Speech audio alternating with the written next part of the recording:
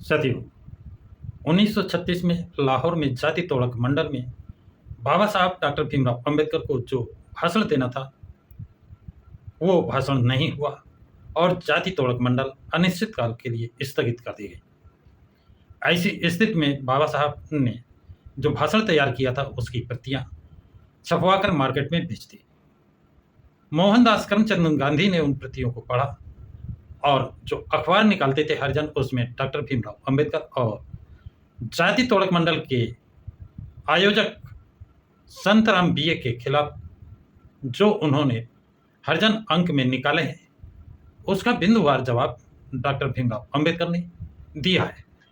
उन्होंने 8 जवाब जो दे चुके हैं वो तो मैं बता चुका हूं पहले, लेकिन नवा जवाब जो दे रहे हैं मोहनदास करमचंद गांधी को, ये बहुत ही महत्वपूर्ण है, ध्यान देने योग्य है और अंत तक सुनेंगे तभी इसका महत्व आप समझ पाएंगे कि गांधी जी कितनी बारीकी से विरोध कर रहे हैं कि लोग ना समझ पाएं और बाबा साहब उस बारीकी को उजागर कर रहे हैं कि ये कितने छिपे खिलाड़ी हैं, करना क्या चाहते हैं और दिखाना क्या चाहते हैं।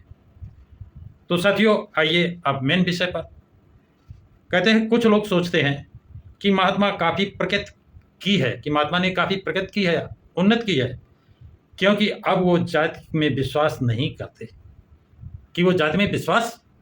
करते हैं बल्कि सिर्फ वर्ण की बात करते हैं, ऐसा लोगों को विश्वास है। यह सही है कि एक समय ऐसा था जब महात्मा रक्त मांस मज्जा के साथ सनातनी हिंदू थे। वेदों, उपनिषदों, पुराणों और हिंदू शास्त्र के नाम पर जो कुछ भी जाना जाता है उसमें उनकी आस्था थी। किसमें? वेदों में, पुराणों में, हिंदू शास्त्रों में। किसकी आस्था थी? गांधी जी की। और इसलिए अवतार तथा पुनर्जन्म में भी उनका विश्वास था। अवतारवाद और पुनर्जन्म में विश्वास करते थे कौन? गांधी जी। और किसी रूढ़िवादी ताकत के साथ उनका बचाव करते थे और जो रूढ़िवादी ताकतें थी उनका वो बचाव भी करते थे। वो अंतरजातीय भोज और अंतरजातीय विवाह के पक्ष में उठी आवाज़ों की प्रार्थना करते थे कि अंतरजातीय विवाह हो, अंतरजातीय भोज हो। इसका विरोध कौन करता था? गांधी जी प्रार्थना करते थे और कहते थे कि अंतरजातीय भोजन पर प्रतिबंध इच्छा शक्ति को मजबूत बनाने और एक निश्चित सामाजिक सद्गुण का परीक्षण करने में काफ़ी हद तक मदद करता है। वो कितने बड़े विरोधी थे अंतरजातीय भोजन के, आप ये दिखाते हैं। और कहते क्या हैं? यही कहते हैं उनकी कथनी और करनी में अंतर था। आगे कहते हैं कि यह अच्छी बात है कि उन्होंने इस पाखंडी बकवास को छोड़ दिया है। पाखंडी बकवास, जो पाखंड करते थे उसको उन्होंने छोड़ दिया है और ये स्वीकार कर लिया है कि जाति आध्यात्मिक और राष्ट्रीय दोनों प्रकार के विकास के लिए नुकसानदेह है। यानी उन्होंने ये स्वीकार किया है कि जाति राष्ट्रीय और आध्यात्मिक दोनों विकास में नुकसानदेह है। इससे दोनों का नुकसान हो रहा है। किसका? राष्ट्रीय और आध्यात्मिक। और हो सकता है कि इसका कुछ संबंध उनके पुत्र द्वारा जाति के बाहर विवाह करने से हो, क्योंकि उनके पुत्र ने मुस्लिम लड़की से शादी की थी, जाति के बाहर शादी की थी। इसलिए वो अंतरजातीय विवाह की बात अभी नहीं कर रहे हैं। अब वो बात कर रहे हैं अंतरजातीय भोजन का विरोध कर रहे हैं। लेकिन महात्मा ने क्या सचमुच प्रगति की है? बाबा साहब सवाल खड़ा करते हैं, क्या वास्तव में महात्मा ने प्रगति की है? प्रश्न चिन्ह लगाते हैं। इसका मतलब उनकी प्रगति। महात्मा जिसका समर्थन करते हैं उस वर्ण का चरित्र क्या है? बाबा साहब कहते हैं कि गांधी जिस चीज का समर्थन करते हैं उसका चरित्र क्या है? क्या वह वही वैदिक अवधारणा है जो स्वामी दयानंद सरस्वती और उनके अनुयायी आर्य समाजी सामान्यता समझते और प्रचारित करते हैं? यानी महात्मा की वही विचारधारा है जो स्वामी दयानंद सरस्वती की थी, जिसका वो प्रचार प्रसार करते हैं। वर्ण की वैदिक अवधारणा संक्षेप में यह है, जो पेशा जिसे अपने स्वभाव के अनुकूल लगे उसे अपनाने के लिए स्वतंत्र है। बाबा साहब क्या बताते हैं कि वर्ण यह है कि जो आदमी जिस पेशा को करना चाहे स्वेच्छा से वो करे, ये उसका स्वतंत्र पेशा होता है, ये वर्ण है। वर्ण की महात्मा की अवधारणा संक्षेप में यह है कि स्वाभाविक रुझान जो भी हो उसे अपना पैतृक पेशा ही अपनाना चाहिए, स्वैच्छिक नहीं। और साहब कहते हैं महात्मा का क्या है कि उनका जो पैतृक पेशा है उसे ही करना चाहिए, स्वैच्छिक नहीं। अभी साथियों पहले बताया गया था कि बाबा साहब ने बताया था कि महात्मा का पैतृक पेशा व्यापार करना है, बिजनेस करना है, ना कि वकालत करना, ना कि पढ़ाई करना, ना कि राजनीति करना। वो अपना पैतृक पेशा नहीं कर रहे हैं, दूसरे को सलाह दे रहे हैं। इसलिए महात्मा के यानी मोहनदास करमचंद गांधी के मन में कुछ और है, जबान पर कुछ और है, कथनी करनी में अंतर है। उसको बाखूबी बाबा साहब अपने व्याख्यान में समझाने का प्रयास कर रहे हैं कि वो स्वतंत्र रूप से स्वतंत्र है, कोई व्यवसाय अपना चुने। लेकिन महात्मा का क्या है, वर्ण महात्मा की अवधारणा संक्षेप में यह है कि वो किसी स्वाभाविक रुझान जो भी हो उसे अपना पैतृक पेशा ही अपनाना चाहिए। यानी स्वाभाविक नहीं, जो वो करना चाहता है वो नहीं, उसे मजबूर है, वो मजबूर होगा कि उसके पैतृक सफाई कर्मी के पिता बाबा अगर सफाई का काम करते हैं तो वो सफाई का काम करेगा, वो पढ़ाई का काम नहीं करेगा, वो नौकरी का काम नहीं करेगा, वो दुकानदारी का काम नहीं करेगा। इस ये महात्मा का गांधी जी का सोच है कि सफाई कर्मी सिर्फ सफाई करेगा, यही उसका पैतृक पेशा है। आगे कहते हैं कि जाति और महात्मा जिसे वर्ण कहते हैं उसमें फर्क क्या है। यानी जाति और वर्ण जो महात्मा कहते हैं, गांधी जी कहते हैं, उसमें फर्क क्या है। मुझे तो कोई फर्क दिखाई नहीं देता है। बाबा साहब कहते हैं उसमें मुझे कोई फर्क नहीं दिखाई देता है। वो एक ही बात है, उनके वर्ण में वही है, वही जाति में है। महात्मा की परिभाषा के अनुसार बाबा साहब बता रहे हैं, महात्मा की परिभाषा, गांधी जी की परिभाषा के अनुसार वर्ण जाति का ही दूसरा नाम है, वर्ण ही जाति का दूसरा नाम है। ये गांधी जी के अनुसार बाबा साहब बता रहे हैं। आगे कहते हैं क्योंकि सीधी सी बात है कि दोनों की मांग एक ही है, पैतृक पेशे का अनुकरण। क्योंकि दोनों की मांग, जाति का और वर्ण का, कि पैतृक पेशा करें, स्वैच्छिक नहीं। सवाल इतना है कि बाबा साहब चाहते हैं कि स्वैच्छिक करें, वर्ण में है कि आप स्वैच्छिक पेशा कर सकते हैं, लेकिन गांधी जी वर्ण में भी कहते हैं कि आप पैतृक पेशा करें और जाति में भी पैतृक पेशा करें। सफाई कर्मी का बेटा सफाई कर्मी ही बने, वो मास्टर नहीं बने, वो दरोगा, जज और एसपी, डीएम, राजनेता, मुख्यमंत्री, प्रधानमंत्री ना बने, वो सिर्फ सफाई कर्मी ही बने। ये अंतर है दोनों की सोच में। जबकि बाबा साहब कहते हैं वो स्वैच्छिक पेशा करना चाहिए और उसको पढ़ाई लिखाई नौकरी करना चाहिए, एसपी, डीएम बनना चाहिए, मुख्यमंत्री और प्रधानमंत्री, राष्ट्रपति बनना चाहिए। दोनों की सोच में जमीन आसमान का अंतर है। इस बात को बार बार बाबा साहब समझाने का प्रयास कर रहे हैं। तो साथियों आगे कहते हैं कि क्योंकि सीधी सी बात है, दोनों की मांग एक ही है, पैतृक पेशे का अनुकरण यानी जाति और वर्ण का। प्रकृति करने के स्थान पर महात्मा ने अपने कदम पीछे किए हैं। वर्ण के वैदिक अवधारणा पर अपनी व्याख्या चेप कर उन्होंने जो उदांत दिए हैं उसे भी हास्यास्पद बना दिया है।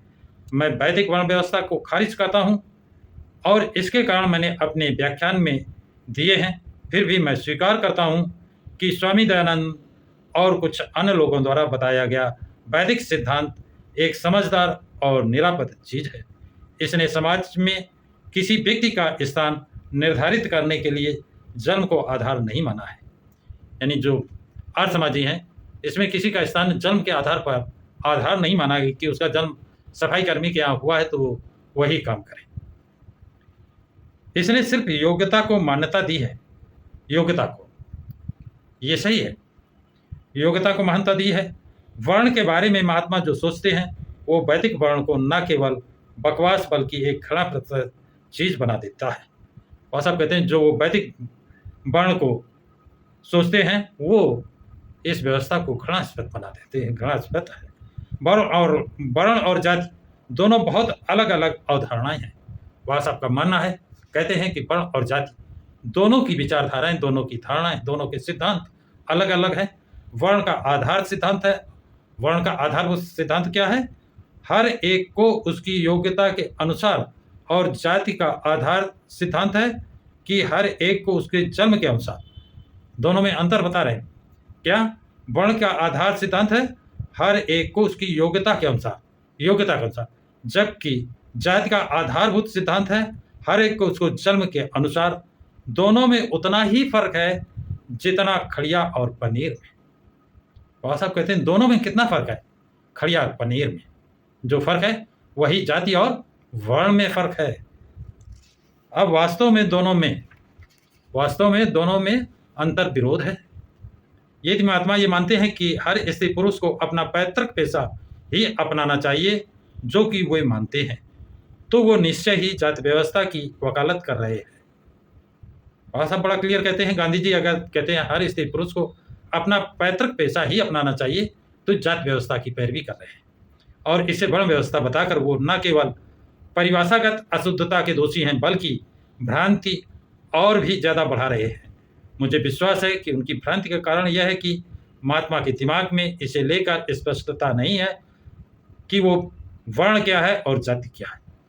बाबा साहब स्पष्ट कह रहे हैं कि गांधी जी ये भ्रम पैदा कर रहे हैं और वो इन चीज़ों में भ्रम पैदा कर रहे हैं, इसलिए इन चीज़ों को क्लियर स्पष्ट नहीं बता रहे हैं। और हिंदुत्व के परिरक्षण के लिए किसकी आवश्यकता है? उन्होंने कहा कि आशा की जाती है कि किसी रहस्यमय कारण से वो अपना ये दृष्टिकोण बदल नहीं देंगे।